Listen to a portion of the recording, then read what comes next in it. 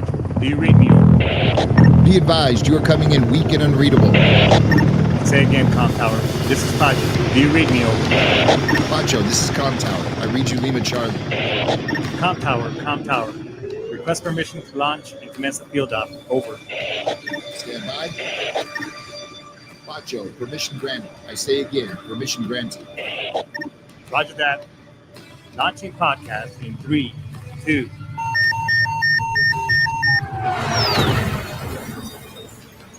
You are now entering the field op with your host, Pacho Correa, Chief Warrant Officer 3, United States Marine Corps retired. Get some. Hurrah! Hurrah! Get some. Happy New Year's there, everybody. Just want to, first of all, welcome the new year. Welcome you, the listener. And thank you one more time for allowing me to, every week, to come into your home and give you, this awesome show that I provide for you all. And it's also therapeutic for me as well. It's a way for me to get my story out there, as well as, bring some benefits and information to those who are still serving and those veterans who are out in the private sector as well. We have a great show for you today. Just want to go ahead and say that, as just a quick, note that the thoughts and opinions expressed by myself or even my guests are not the thoughts and opinions of Sitch Radio, Airtable, StreamYard, and all the folks that bring this show to you, to your home. And that sometimes, myself and my guests, or even you, we may not agree on the topic or anything that's sometimes what's being said. So with that being said, you have the right to move on and listen to someone else. And this is, freedom of speech. Today's guest is a dear close friend of mine, another fellow Marine, another fellow Colombian as well. He is Master Gunny Select, Gino Osorio. He is a recruiter. He's been out in the field bringing in great candidates to the Marine Corps for quite some time now. So with that being said, let's welcome Mr. Master Gino Osorio. Get some. Hoorah! What's going on, brother? How are you, my friend? Doing great. I appreciate the invite. Hey, man. How's everything going for you? Oh, no, things are great on my side. You're doing the do, man, and just bringing a good show to the folks out there, and just probably some good information, man. So, hey, man, let's just get started and dive into it, man. How's the recruiting field in this day and age, man? I mean, it's recruiting. It still goes on. Every day's mission day, as we usually refer to it. But Right. It's going great. It's going great. I mean, people are still enlisting. It's different challenges. Every year it's always different, right? Last year we had COVID going on and, everybody working How from was home. that? It was challenging, but you know what? The Marines were able to overcome. So we went from doing interviews in person, which is pretty typical, to doing interviews over Zoom or other type of video calls, and then once they would commit, they would come into the office, while keeping all the distances and everything else. So it was just different, but I mean, it still came through. Definitely maybe a little bit of a hiccup here and there at first, but after that it was pretty smooth and mission still got made. You and I were recruiters many years ago, back in 06. That just means I'm getting a lot younger. But I know that one of the things that, depending on what the age of the candidate, having a PCE, parental consent, has this new era of telecommuting, technology, so on and so forth. Has that enhanced or I guess aided you a little bit more getting that parental consent because mom and dad can be on that on that interaction with the recruiter, or is it the same? It's about the same. I don't think that really has changed much. I think parent availability is a little bit higher now because a lot of them are working from home. So usually that the old excuse of my mom's working, she can't be there, they can't play that one no more. But it's all the same. Still hasn't changed. Wow. I know that one of the challenges for us was the fact that, hey, well, you got to get parental consent. And I was like, oh man, depending what, there was so many things that influenced that. particularly, religion-wise, I know it was challenging with, especially the kid was a Jehovah Witness, because of their, their belief that, they don't serve in the military, among other things. That was quite difficult. So, I was able to, I think I was the only one at that time. I had one kid that was, but his mom, she pretty much, the kid was so out of control at the time. She signed him over to me, and she goes, "He's your problem now. Good luck." But yeah, I mean, some of those. What's up? It definitely is different by religious and upbringing. Different parts of the country, everybody's a little bit different. Everybody has their reasons of why they like to support or they won't support the military. But yeah, I mean, we still see a lot of that. It's definitely there. Right. Has and has among as well as this whole COVID-19, has this new society and this new thought process, because every generation is kind of different. I know one of the things that we were facing back in the day was we were still dealing with the conflict, of Iraq and during Operation Enduring Freedom. Those were some of the things that we were facing, because nobody, obviously, parents' concern is obviously I don't want to lose my kid. Right. That was one of the things. What are some of the challenges that you guys are seeing out there, out in recruiting duty? Whether it's this new conflict or this new thought process, this society. Can you tell us, expand a little bit on that? Yeah, sure. I mean, some of the challenges, parents generally don't say, I don't want to lose my son anymore, because we're not like actively at war. But I mean, a lot of applicants still want to go to college, so they're still one of our competitors, right? Minimum wage went up, so these applicants starting to get paid a little bit more. They think that they're starting to have some money, so a lot of times they want to wait off to see what their options are in the civilian sector. Sometimes religion and stuff like that, they want to go do missions and everything else, but that's pretty normal. We've dealt with that for a long time. But I think right now, the economy, a lot of people are quitting their jobs instead of getting hired. There's a lot of opportunities right now to work, not just for the military, but in general. And I don't know what's going on really necessarily, but a lot of people are holding off before they start off. So that's kind of something that holds us back a little bit too. And I mean, COVID is one of the excuses. They don't either want to be in public areas, or they don't want to, go to recruit training and be in isolation. So sometimes we'll hear a little bit of that. And getting the COVID-19 shot, that's a requirement now, right? Some applicants don't, there's a lot of resistance from young people towards the shot still. So still dealing through that, but overall, it's a little bit of the same, but we still kind of work through it. So it's not really stopping us necessarily. Wow. So you brought up two really good points that I wanted to kind of touch on. Is that, yes, about, a lot of people are leaving their jobs and such. I don't know if you listened to my other show. I had Russell Levy, and him, he and I, we talk offside. We're good friends, just like you and I are. But he runs this nonprofit called Veterans Transition Support, and he talked about there's a phenomena right now going on. It's called the Great Resign, and you could Google this. And for anybody that's listening to the show, you can actually Google. It's called the Great Resign. Is that a lot of people they're resigning their jobs, and right. that there is an availability as far as the job market is. I mean, there's all kinds of jobs available, but people are either just they're leaving their job, or they're just don't want to work. It's it's pretty amazing. It blows my mind. Like, I don't know what I would do with my hands if I couldn't work. But a lot of people are leaving their job. I was listening on the radio yesterday, and they said that in December, 3% of the nation quit their job.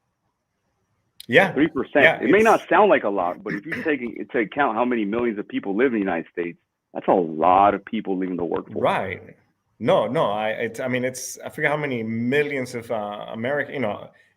Again, if we follow the numbers of the census, those are in the millions of Americans that are just saying, man, I'm out. Because, and I say that, and I bring that up because Russell himself, he found himself in he was running his nonprofit where he was doing, rather well as far as, getting the support and, being able to pay himself and his staff members. And then he was still he was still tied to another organization. And, what he said is, had I read, regarding the Great Resignation, and learned a little bit more, I think he says, even though I feel much better that I resigned that other job,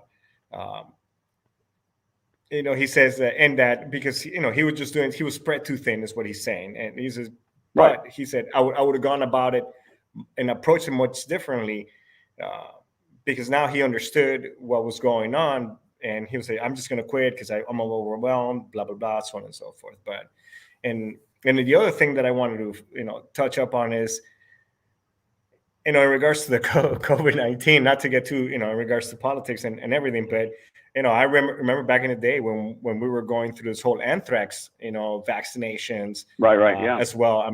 We had a lot of individuals that didn't want to get, the anthrax shot as well. It's and again, it's okay to question it. It just kind of, it does make it difficult in the line of work that I was part and that you're still a part of, because sometimes you're just not afforded that luxury because it is, you're in a position that, hey, we got to make, we're part of this organization. We have to move forward because, if you get deployed and so on and so forth, what do you do? So yeah, readiness is pretty important, and that's really the reason why they take it, why they make these decisions as they make them. Readiness is important. Every Marine needs to be ready to either deploy, fight, whatever the case may be. So that's kind of the bottom line on that one. Yeah, no, and it does make it difficult, especially, for example, if we didn't have the anthrax vaccination and we did happen to step into an environment where, that happened to be prevalent, what do you do then? So, these times are tough, and, it's some challenges that I wouldn't want, as much as I love my Marine Corps, and I root for my brothers and sisters, guys like yourself still at it. I don't wish it, because these times are challenging, brother. Yeah. There's been many challenges on recruiting duty ever since you and I started all the way till now. When you and I started, it was the plus up. The Marine Corps needed to grow over 20,000 Marines. That was hard. Right. That was challenging. And all throughout this whole time that I've been on recruiting duty, every year it's always something new. Either they need new type of MOSs where people have certain qualifications, or the Marine Corps wants to tighten up their qualifications in certain areas, or the medical standards change. That's always, complicated. So every now and then there's always stuff that we deal with, but it keeps moving along. I know there's a big emphasis on the cyber stuff. They want everybody to take these cyber tests and everything, because we're moving into, all these advanced MOSs now. So there's definitely a push to go into the future and how the Marine Corps is going to approach things.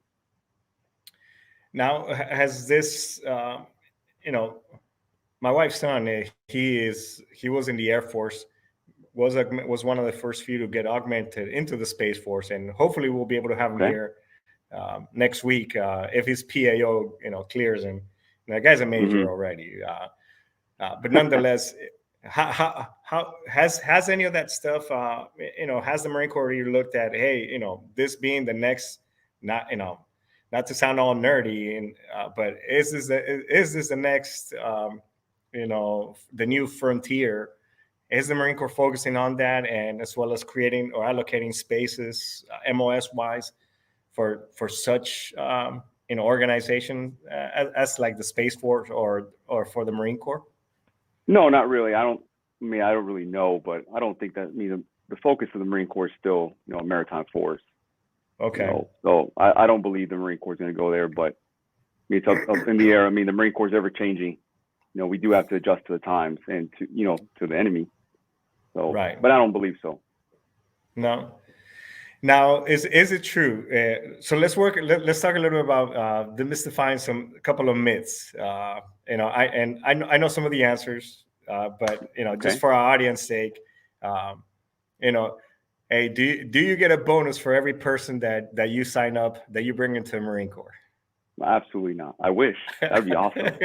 I know, I like right? me some money. No bonuses. That was one of the big, because they're like, oh, you're not gonna get a bonus because of me. It's like, dude, I just get to stop sweating for the rest of the month, and then next month I start all over again. Yeah, that's true. I mean, it's the job.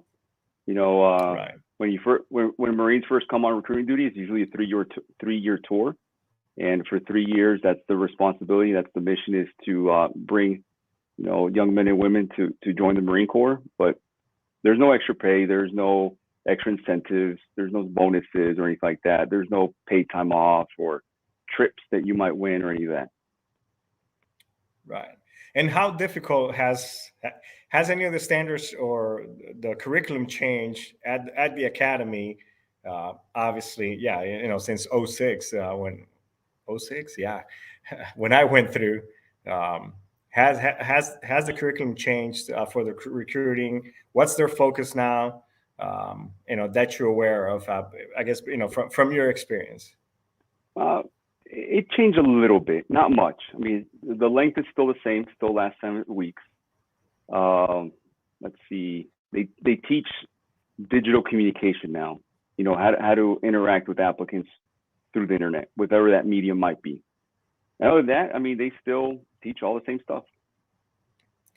Wow, I one of our counterparts. I don't know if he's still in the Marine Corps. Gitron, I think he was one of the first pioneers. He and I got back then, man, and we're really dating ourselves here. I mean, back then was MySpace, and I got the idea from him that he's like, hey man, if you want to find a kid, just look him up on MySpace, and all the information for the PAC card, the PAC card, their phone number would be listed. Yeah, and that's how I, because of this dude. That's how I was like, oh man, this whole MySpace thing. It wasn't even called social media back then, but I even opened up an account. I don't even know if it's still there, but that's how I was able to find these kids and start getting trying to get in touch with them. Because they were so elusive back then too, especially with the whole war on terrorism and such. So. But so now you guys use, what they teach you? Hey, use Snapchat, Instagram, this, that. I mean, do they? Yeah, do they there's a few there's a few that are authorized. But yeah, they teach you how to interact, how to take pictures, how to communicate with applicants. That way, they understand that some guy's not being creepy on the internet. It's just it's just business. Wow. I mean, hey, I guess we got to be able to roll with the times, and as far and also the changes, because if not, you're pretty much dead in the water. I mean, closing yourself out from a school and not being able to find candidates, that is your bread and butter, Yeah, I mean, if you've seen the one of the latest Marine Corps recruiting commercials, where the guy's like walking, like I think it's like a dark alley or something like that. It's all like digital on the background. He's got his phone out, and it looks like almost like a video game. That's really what the young Americans are into nowadays, and that's really what opens their eyes. So changing the way the Marine Corps is perceived is obviously important with the times. We can't have a Marine chasing the dragon back when you and I got recruited. It's just different. You bring up.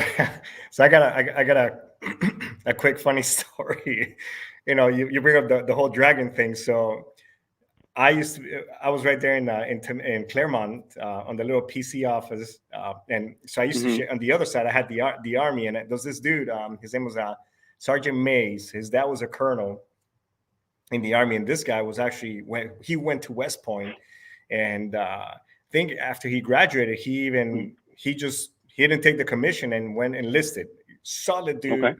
Him and I used to always compete every time we went to high school, who could get the most numbers from prospective candidates, and Right. such. Anyways, but I think one of the best Army speeches to bring a kid over onto the Army was done by this dude, because the walls were very thin. And I heard him say, "Is like, hey, dude, when are you going to be, why do you want to join the Marine Corps?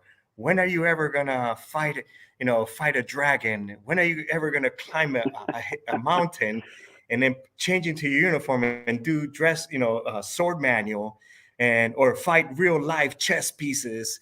Dude, and I'm on the other side. I'm laughing. I'm literally crying, hearing this dude. And I was just, so after he was done, I saw the kid leave the office because the main door had a little bell. I went over there and I was applauding him, dude. And I was like, "Hey, did he join?" He's like, "Nah, he'll be seeing you next week." I was like, "Yes." I guess the chess piece was important to him. Yeah, everybody has needs. Yeah. But but it resonates. You got to be able, as a recruiter, you got to be able to, one thing, think very quick on your feet, and you always have a response. Yeah, absolutely. I don't know if I know you're more on the management side, because you have a crew that you manage and such. But right, I know on my way to going to talk to a kid, I would always play the what if game. I'm like, okay, yep, I'm going to say this. I'm going to come. Oh no, if he says that, I'm going to come back with that, or I'm going to come back with what on the books it says this, so on and so forth. Do you still preach that to your team members as well? Yeah, I mean, maybe not so specific to where we have things that we are ready to say, unless we really understand exactly what they want and why they want it. But I mean, really what we teach more than anything is to ask questions. Ask questions to understand what they want, why they want it, why it's important to them. There's a little bit in the Marine Corps for absolutely everybody. A lot of people think the Marine Corps is not for me. That could be a statement. That could be a reality. But everybody could succeed within the Marine Corps, as long as they want to join, as long as they find something that they want to do in there. So being able to express that and show them, because a lot of people are like, "Oh, I want to be in business. How is the Marine Corps going to help me do that?"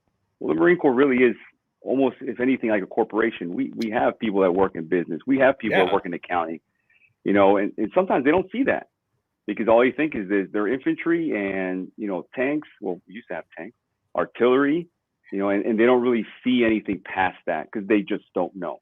But really being able to explain that's the key. That's the key to it.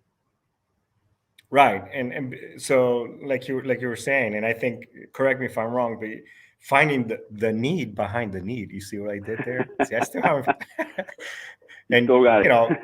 Hey man, I still preach the good the good word out there, because, and this leads me to the next topic is, it is a business, and even the worst service member, I guess, we call them shitbirds in the Marine Corps.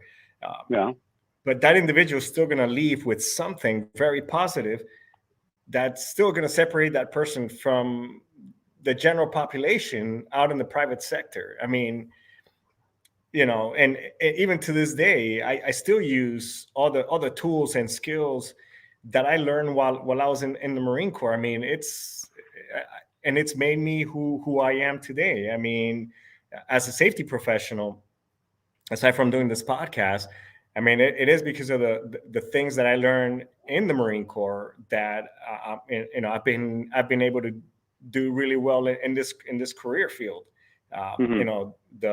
The attention to detail, all those things that that not only were beaten to you and me by our drill instructors, but also by those awesome mentors that people like yourself still doing it out there. Preaching, "Hey, devil dog, you should be doing it this way," so on and so forth. I mean, those skills that still help me out there. And do you still, how is it like when you mentor these new young NCOs that are coming into recruiting duty? Is the mindset a little different, or is it the same? I mean, what is the difference between then and now? I mean, the generations change, right? Well, when we went to boot camp, they saw Right. the NCOs and the staff NCOs saw it different. We were a different generation. Same thing with you probably. The generation is a little bit different now. Back then for fun, we used to, always play sports, stay outside the house. Now they play video games or they do other things, right? They like to be influencers, do on YouTube, make videos for TikTok and all these other things. So generations do change, but the core is really still there. People still want to be successful. They still want to gain certain attributes and learn certain technical skills. They still have things they want to accomplish in life. So the mentorship is still the same, to be able to develop just like we were developed and get them, what they need. And I mean, the goal of the Marine Corps is still the same, which is to return a better quality citizen back to the civilian world when they're done serving. So that hasn't changed. No, I think that resonates even with me. I mean, because at some point in time, this that career ends. As much as we would love to, mentally that we would love to go on. Sometimes the body says, "Hey, brother, I don't think you can keep doing those PFTs and those 20 pull-ups without any consequences." You know what I mean? But now being on the other side of the fence, again, all the things that I learned while I was in the Marine Corps were, have just helped me tremendously and have made me know who the person that I am today. And I mean, I'll still take the good. If I was to do it all over again, I would still, take the good and the bad, because it's helped me and it's made me very successful. I mean, shoot, we could go the laundry list of many individuals who have served, movie stars, musicians, as well as famous business owners that they learn all these things, not just the Marine Corps, but just the armed forces as a whole. I think anybody that serves, it's still it'll still be a positive influence, even if you're the most, if you're just worse than a football bat. I think you still be a better individual after your service. You know what I mean? No, absolutely. And you learn so much just by the service, by the mission, by whatever it is that you do in the Marine Corps. I mean, I remember when I started going to college, which was actually back when you and I were still recruiting, and almost all my classes, besides maybe economics, it's all the stuff that we did in the Marine Corps already. They're all very similar, project management, leadership, and everything. They're all similar, which is absolutely what helped me get through school a lot easier. So there's all the life lessons we learned in the Marine Corps will definitely prepare us, to be able to be better civilians once we decide to move on from the Corps, regardless if it's 4 years or 20 or plus 20. It's still definitely a great experience. Absolutely. Yeah, and you bring up another great point, is that all those skills even help you in the private sector. If you're a senior staff NCO or officer, some organizations, because again, finding out through my buddy Russell, so you can get actually a program management certificate without having to go through all the rigaments of the process, because of the skills and training and so on and so forth. You'll automatically become a program management, have that certificate that you can actually put that on your resume. And because again, I mean, from the moment that you start it, is that, hey, especially in a branch that's smaller than all the other armed services, where you have an E3 Lance Corporal. Hey, these kids are already fire team leaders, or they're in charge of actual missions out in Afghanistan, Iraq, and other places. I mean, whereas in other armed services, because again they're much larger, you have a lieutenant or captain leading those missions. We're doing other folks like that. So. Oh yeah, very true. It's very true. And not only combat scenarios, but also humanitarian scenarios, and just the different countries where we get stationed at, where we interact with all the population, that live there, being able to provide and show, how much a Marine can grow no matter how young you are, because the responsibility is there. No, I think you're right in in all aspects. So if anybody was thinking of joining the Marine Corps, I mean, what is the process for them to get started if they want to join the service, or the Marine Corps in particular, since that's what you're representing right now? Right. So I would say, I mean, obviously there's a lot of steps that you got to take, but the key is to sit down with the recruiter and find out why you want to join, because learning that and understanding why you want to join and why you want to become a Marine is very important to help your motivation to get you through the training. Because as a lot of people know already, boot camp is in the Marine Corps is probably the toughest one out of all the services. So you got to really want to be there. You got to really want to earn that title of United States Marine. But the process is just like it's been for years. You sit down with the recruiter, you take your ASVAB test, the Armed Service Vocational Aptitude Battery. You take the physical with the doctors, make sure there's nothing wrong with you. And after that, you can swear in. They run background checks on you, make sure that there's nothing in the closet. And you get a boot camp date and you choose your job. You choose whatever you want to do in the Marine Corps, depending on if you qualify for it or not. And then you ship to boot camp and then the process begins. So it's still about the same. No, that's good to hear. I mean, I'm glad that there's that there's still continuity in regards to some of the processes that that from when I was doing it back in the day, to this day and age. I wasn't really because every time you and I talk, I mean, we don't just like, hey, how's the Marine Corps going and how's recruiting? No. I mean, that's just stuff that we don't talk about. You know what I mean? So I'm glad that pretty much the process is still the same. Yeah, how they say, if it ain't broke, don't fix it.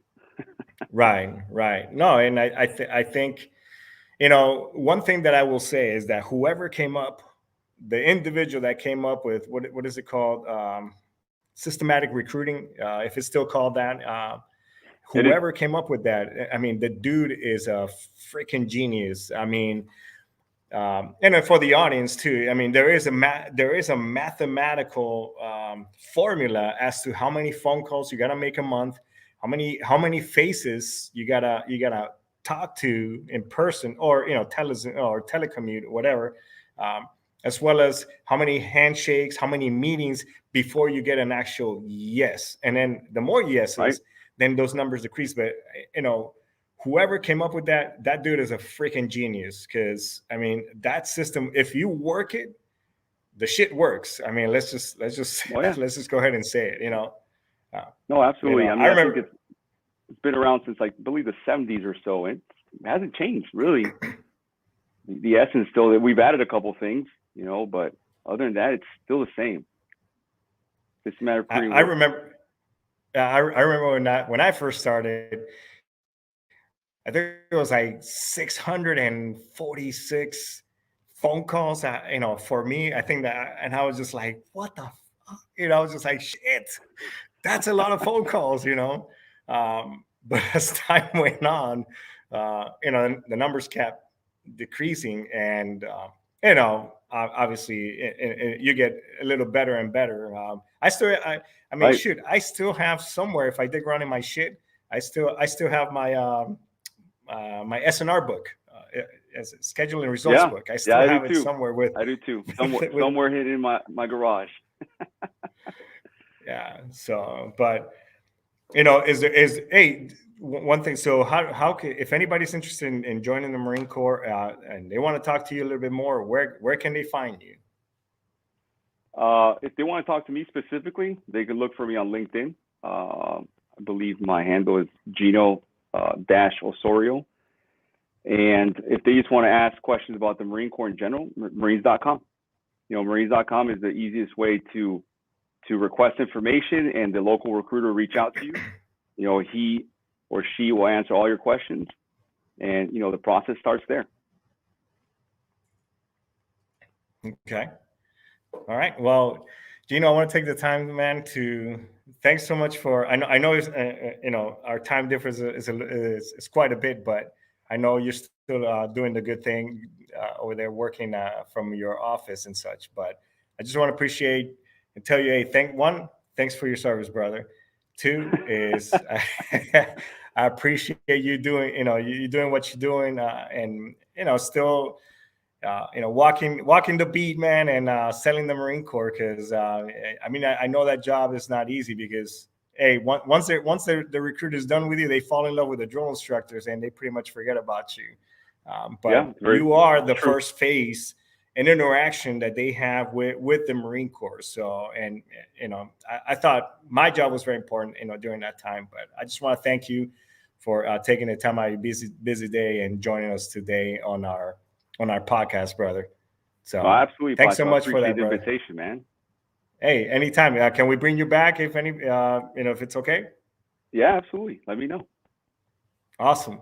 All right. Well, I'll just go ahead and I'll let the audience know that, one, if you want to get in touch with Gino, you can shoot me a direct message, or you can also, like he said, you can find him on LinkedIn. He's also on my social media as well as on my LinkedIn. But it's a new year, everybody. If anybody out there is interested in joining the Marine Corps, please do so, or any service, and pay it forward, because the United States is a great nation to be a part of, and what a great country, and time to be in the service. Times are really great. And next week we'll even get to talk to somebody that's in the Space Force. So, but that's all the time we have today, everybody. I think we're just going to go ahead and end this right here. And with that being said, folks, hey, I am out of here. All right, get some. Take care now.